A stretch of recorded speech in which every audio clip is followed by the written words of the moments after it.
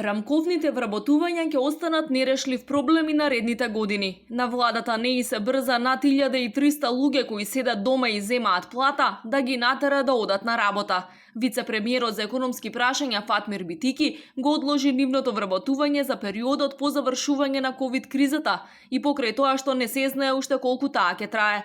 Вели сега не било време да се зборува за нивно вработување во некоја од државните институции. Денеска не треба да зборуваме во време на пандемија, во време на загрозеност на секој едно работно место, да зборуваме за црни сценарија.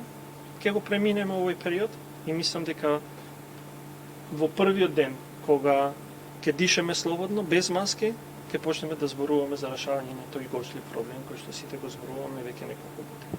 На крајот на август, на последниот ден од својот мандат, тогашниот министер за администрација Дамјан Манчевски уверуваше дека интензивно се работи и дека процесот на вработување на луѓето кои седат дома а земаат пари ќе заврши најдосна до нова година. Ако тие не сакале да работат, ќе биле избркани. Пред неколку недели пак вице-премиерот за политички систем Артан Груби призна дека засега нема законски начин како да им се даде отказ на така наречените рамковни вработени ако одбијат работа во некоја од институциите.